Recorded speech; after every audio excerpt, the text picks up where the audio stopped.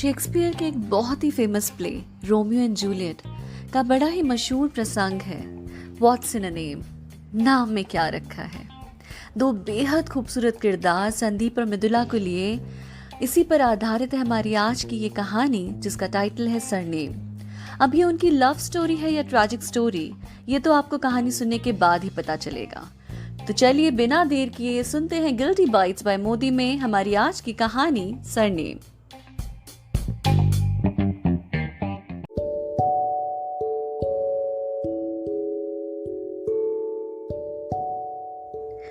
आज मृदुला की खुशी का ठिकाना ही नहीं था। पूरे 1 साल बाद वो संदीप के साथ अपने फेवरेट कॉफी हाउस में जो बैठी थी। संदीप हायर स्टडीज के लिए अब्रॉड गया हुआ था। अपने अपने करियर में वेल सेटल दोनों ऑफिस में ही टकराए थे और बस फिर वहीं से सारी कहानी शुरू हुई थी। कई सालों से डेट कर रहे मृदुला और संदीप कि विवाह की अर्जी संदीप के माता पिता के कोर्ट में पहले ही खारिज हो चुकी थी। यूं तो मृदुला संदीप की ही तरह सरकारी अफसर थी, मगर वो उससे साल भर बड़ी थी, अलग जाति की थी और संदीप के विपरीत एक वेल टू डू फैमिली से थी, जो कि संदीप की मां को नागवारा था।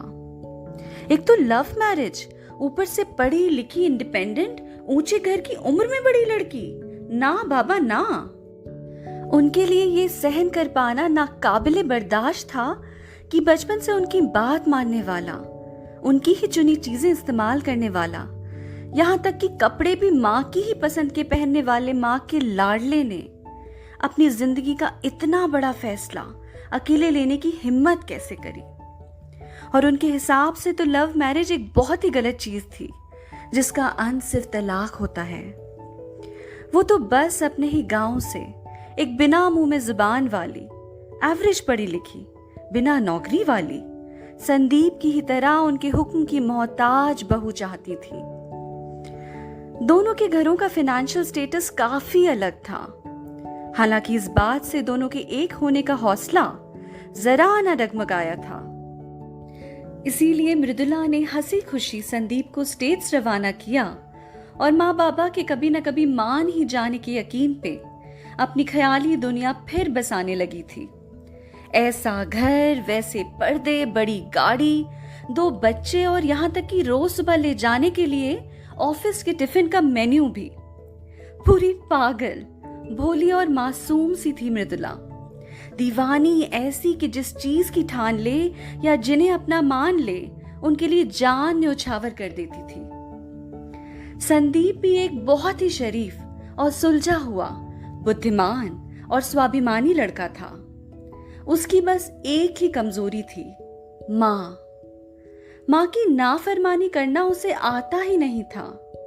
माँ अगर दिन को रात कहे तो बस संदीप के लिए वो रात ही होती थी, भले ही कोई लाख समझाए। मगर ये बीता साल काफी भारी रहा मृदुला पे। यूं तो शुरुआत में दोनों ने दूरियों और समय के अंतराल के बावजूद कनेक्टेड रहने की काफी कोशिश करी, मगर धीरे धीरे छुटपुट वारदातों से शुरू हुई लड़ाइयां कब बड़ी होती चली गईं मालूम ही नहीं चला। अब तो संदीप को इस रिश्ते की खूबियों से ज्यादा खामियां नजर आने लगी थी।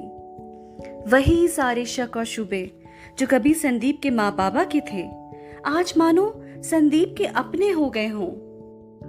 मृदुला को लगा जैसे उस पे जान छिड़कने वाला संदीप वो संदीप है ही नहीं, ये तो कोई और जुबान बोलने वाला कोई और ही शख्स है। यूं तो दोनों में से कोई ना कोई मना ही लेता था, मगर धीरे धीरे दिल्ली से यूएसए के लिए उड़े उस विमान की तरह संदीप भी मृदुला से मील दर मील दूर होता चला जा रहा था। जब भी मृदुला अपने मन की कोई भी बात करती, मिसाल के तौर पे, संदीप आई नो तुम्हें मेरे हाथ का खाना कितना पसंद है, पर शादी के बाद मैं एक हेल्प एक मेड जरूर रखूंगी। बहुत थकान हो जाती है ऑफिस में दिन भर, रोज रोज खाना बनाना थोड़ा मुश्किल होगा, पर वीकेंड पे पक्का, जो सरकार का हुक्म।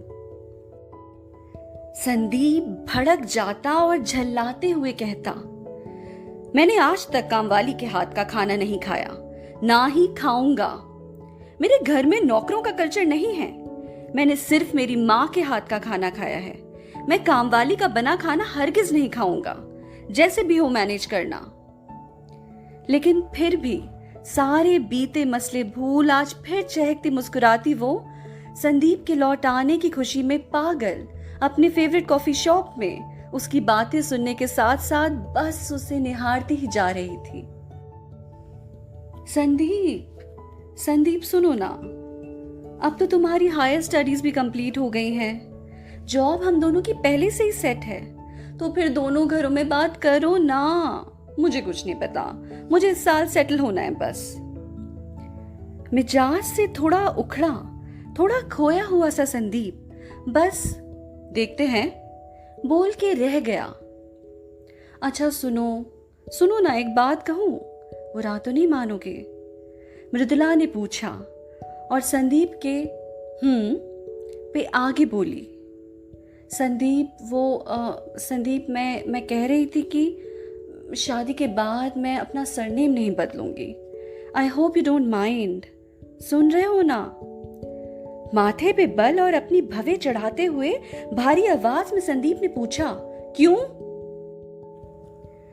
Sandeep, I have lived with it all these years. मैं पली बड़ी हूं इसके साथ। मेरे सारे सरकारी डॉक्यूमेंट्स पे यही नाम है। ऑफिस में भी तो सब मुझे मिस माथुर कहकर बुलाते हैं, तुम तो जानते ही हो। मेरा सरनेम मेरी पहचान है। तुम भी तो मुझे इसी नाम से छेड़ते थे, याद है ना? इतनी छोटी सी ही चीज तो मैं मांग रही हूं तुमसे। अब तो संदीप का पारा बिल्कुल चढ़ चुका था। त्रिकुटी चढ़ाए हुए गुस्से में और भी गहरी और भारी आवाज से उसने कहा, अगर इतनी छोटी सी ही बात है तो फिर प्रॉब्लम क्या है आखिर? और अगर तुम्हें अपनी इंडिविजुअलिटी की बात करनी है या उसे ही बरकरार रखना है तो मत करो ना शादी। स्तब्ध सी मृदुला कुछ सकुचाई, फिर बड़ी मासूमियत से बोली, क्या शादी करने के मायने एक लड़की के लिए अपना सब कुछ पीछे छोड़ देना ही है? फिर चाहे वो घर हो या नाम, परिवार हो या पहचान, जिसे आज तक नैतिकता के आधार पर तुम सबकी मेल ईगो जस्टिफाई करती आई है। क्या बकवास है। संदीप की आवाज अब इतनी तेज थी कि आसपास के टेबल वाले भी अब उन दोनों को ही घूर रहे थे। इतनी छोटी सी चीज भी नहीं कर सकती हो तुम मेरे लिए? क्या सोचेंगे मेरे परिवार वाले? सही कहते हैं मम्मी पापा, मैं कैसे भूल गया था तुम एक एजुकेटेड, इंडिपेंडेंट, लिबरल आज के युग की औरत हो, और इसका बोझ तो मुझे पूरी जिंदगी ढोना पड़ेगा। कम ऑन यार, तुम कोई स्पेशल हो क्या? यही होता आया है हर बार। इतना ड्रामा करने की जरूरत नहीं है। मैं ड्रामा मैं कर रही हूं या तुम? अब मृदुला की आवाज और विचारों में स्पष्टता थी। निराश मन से मगर बड़े ठहराव से वो फिर बोली, बात का बतंगड़ यहां कौन बना रहा है संदीप? क्या मतलब है कि यही होता आया है? हो सकता है वो लोग खुश थे इससे, मगर मैं नहीं। ये मेरा नाम है, इसलिए इसे चुनने का मेरा ही मौलिक अधिकार है। क्यों हमेशा एक औरत को ही एक आदमी के नाम के स्टैंप की जरूरत पड़ती है? कभी पिता का तो कभी पति का। और दोस्त, शादी तो मैं प्यार के लिए, तुम्हारे साथ के लिए, तुम्हारे परिवार के लिए कर रही हूं। क्या तुम ऐसा नहीं सोचते? लेकिन क्यों सिर्फ मुझे और मेरी पसंद को ही हमेशा जज किया जाएगा? अब तो संदीप गुस्से से आग बबूला हो चुका था।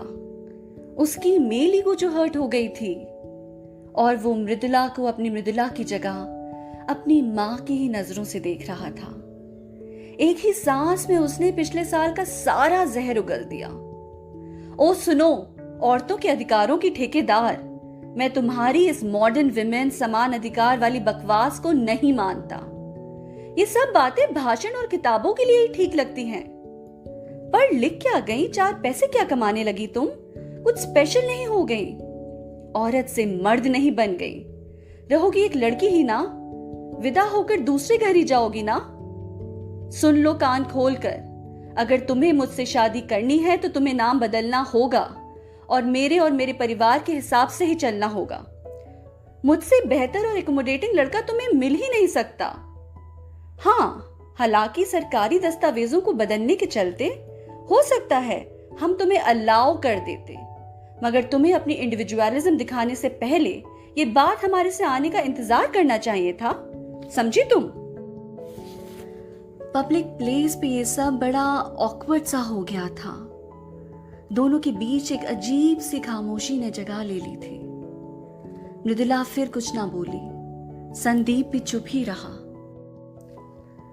भगवान की खूबसूरत रचना, एक लड़की होने का सुखद अनुभव तो मृदुला को हमेशा से था, मगर आज सरे बाजार उसे अपने जेंडर का ज्ञात हुआ था। शेक्सपियर ने सही कहा था, व्हाट्स इन अ नेम, नाम में क्या रखा है। अगर हम गुलाब को कुछ और कहें तो भी उसकी सुगंध उतनी ही मधुर होगी, और अगर उतनी ही मधुर होगी तो चाहे किसी नाम से बुलाएं, क्या फर्क पड़ता है। पता नहीं इस वाद विवाद, इस बैतबाजी में कौन जीता, मगर हाँ, शिक्षा हारी, संस्कार हारे, सोच और समझ हारी, प्यार हारा, और सबके सुखद जीवन के लिए फिर एक लड़की को अपने मौलिक अधिकारों को त्यागना जरूर पड़ा। कुछ नहीं बदला है आज भी। औरत चाहे चांद पे भी चली जाए, आज भी उसके गुणों को रोटी गोल बनाने के मापदंड से ही नापा जाता है। घमंड से पहले खींचा गया शील का एक पतला पर्दा इतना पारदर्शी है कि इसे छुपाया नहीं जा सकता। नाम में वाकई क्या रखा है, समझ रहे हैं ना आप?